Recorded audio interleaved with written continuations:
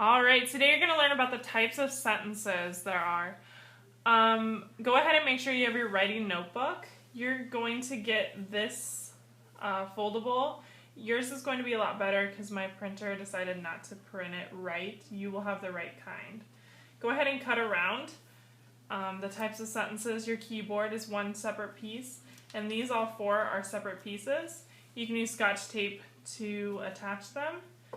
And then you'll also get this handout. This will be after you watch the whole video. So you can do this independently, and this will be handed in the basket before you leave today. We'll go ahead and get started. So at the top of your page in your writing notebook, you're going to do your I can statement. Today our I can statement is, I can identify the four types of sentences. And those four types are declarative, imperative, interrogative, and exclamatory. Go ahead, pause the video, get this all cut out, all organized. Make sure your I can statement is at the top. Go ahead and pause now. Alright, if you're pushing play, that means you have this all finished, your I can statement. Your foldables and all of that are either glued or taped down. We're going to go ahead and dig right in. Our first sentence type we're going to learn about is declarative, okay? So underneath your flap, you're going to write the following stuff. So declarative means that it makes a statement, okay? So it's always punctuated by a period. So an example of this would be, we always take spelling tests on Friday. And I actually forgot my period, so I'm going to go ahead and add that in. Okay, it always ends with a period, no matter what. So you're kind of just declaring what you want to say. It's just a simple, simple statement. So go ahead and write those three things down. Alright, the next one is imperative, okay? And we have a period at the outside, but as you read on the inside, it can actually be with a period or an exclamation mark. Most of the times it's with a period, though. Just so you know, you can have the exclamation mark for this type. This type of sentence makes a command or a polite request. Obviously, if you're giving a command or a request to someone, you want to always try to make it polite. An example of this would be, write your name at the top of the paper.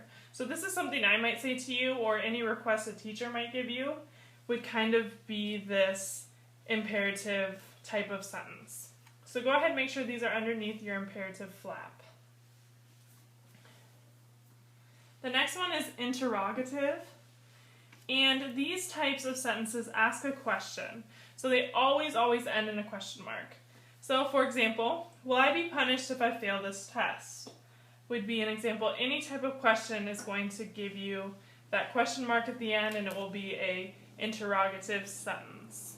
Go ahead and get that information written underneath your flap. And last but not least, this is the most exciting one, is the exclamatory type of sentence. It always ends with an exclamation mark. It expresses great emotion and excitement. And like I said, it ends in an exclamation mark. So for example, I forgot to study last night would be very emotional because you think you're going to fail that test.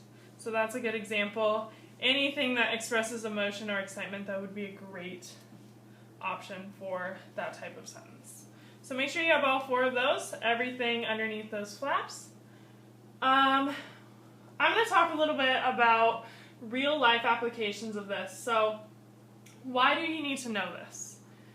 An example would be business reports. If you are typing up something for a client and you're only putting down exclamatory sentences, they're going to think that you're yelling at them. Something like that might get you fired.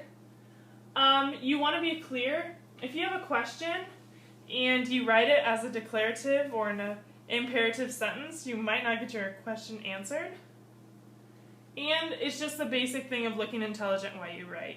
So you want to make sure you get these down pat, so when you write, you look like an intelligent human being and you know what you're talking about. Alright, we're going to go ahead and show you a real-life example of these sentences. Yeah, that's fine. Alright, this is Miss Hoover with your real-life example. It's going to be a little bit cheesy, but I'm okay with it, so just roll with it. So here's our real-life example. I'm going to go ahead and start. Is it supposed to snow today? So that would be an interrogative because I'm asking a question, okay? My question will be answered. Just wait and you'll see if it is supposed to snow today or not. So I'm going to go ahead and keep going, and I'm going to say I love snow. That's going to be a declarative sentence because it makes a statement and it ends with that period. Okay?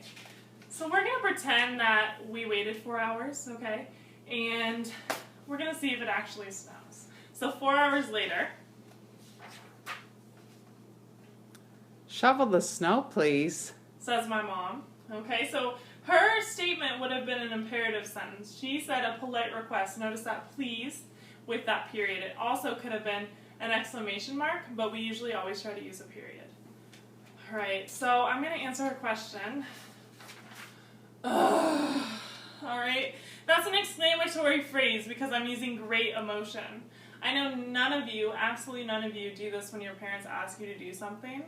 So I'm going to go ahead and follow her request. I'm going to go shovel the snow, and we're going to see our last type of sentence outside.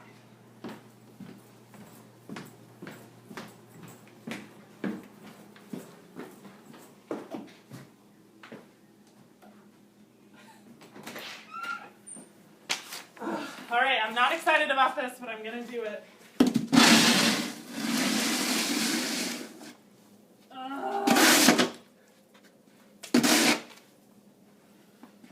Is that good enough?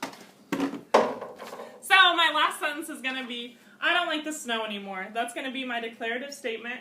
I'm using a period to show that I don't like it anymore. And that's the end of your real life example. All right, now it's your job. If I can go shovel snow, you can actually finish this independent activity.